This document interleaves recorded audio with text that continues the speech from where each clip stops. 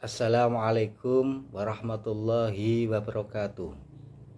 Alhamdulillah wa syukurillah, la haula wa la quwwata illa billah, amma ba'da. Pada kesempatan ini saya Jutriko dari MTS Miftahul Ulum Telogongu Pati akan menyampaikan materi sejarah kebudayaan Islam kelas 7.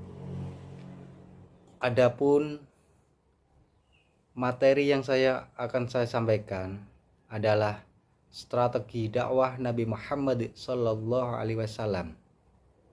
di Mekah. Yang pertama, Nabi Muhammad SAW berdakwah secara rahasia atau syiriah.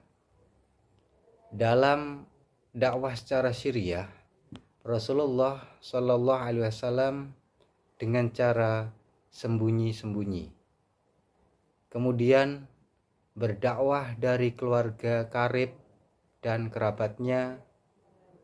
Dalam dakwah secara sembunyi-sembunyi tersebut berlangsung kurang lebih selama 3-4 tahun.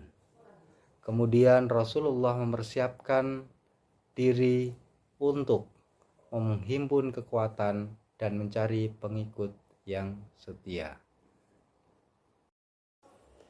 Orang-orang yang masuk Islam pertama kali disebut as-sabiqunal awwalun. Orang-orang yang paling dahulu dan pertama masuk Islam. Adapun yang pertama adalah istri Nabi sendiri, yaitu Khadijah binti Khuwailid. Kemudian sahabat beliau Zaid bin Harithah. Kemudian keponakan beliau Ali bin Abi Thalib, Abu Bakar Asy-Syiddiq, Utsman bin Affan, Zubair bin Awam, Abdurrahman bin Auf, Sa'ad bin Abi Waqqas, Thalhah bin Ubaidillah. Kemudian diikuti oleh Bilal bin Rabah Al-Habasyi, Abu Ubaidah Amir bin Al-Jarrah yang berasal dari suku Bani Al-Haris bin Fihr, Abu Salamah bin Abdul Asad Al-Arqam bin Abi Arqam. Keduanya berasal dari suku Mahzum, Utsman bin Mahzun, dan keduanya saudaranya yaitu Qudamah dan Abdullah.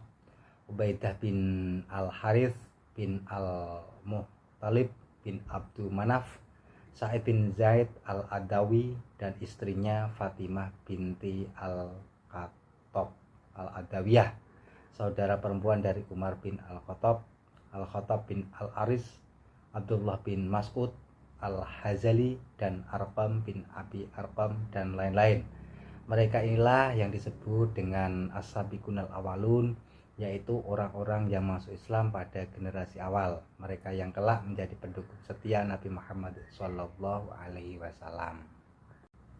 Yang kedua adalah dakwah terang-terangan atau disebut jahr. Adapun dakwah secara terang-terangan dilakukan setelah dakwah syiriah. Kemudian pada ayat Al-Hijr ayat 94 sebagai dasarnya. Kemudian muncul banyak respon dari kaum Quraisy. Kemudian dakwah secara terang-terangan berlangsung selama 10 tahun.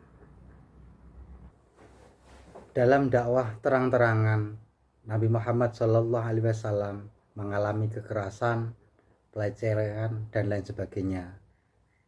Lebih-lebih yaitu pemboikotan kaum kafir Quraisy kepada Nabi Muhammad dan pengikutnya.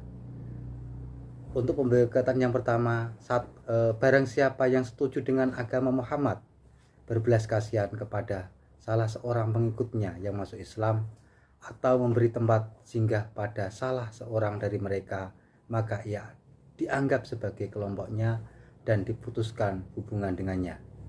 Yang kedua, tidak boleh menikah dengannya atau menikahkan dari mereka. Yang ketiga, tidak boleh berjual beli dengan mereka.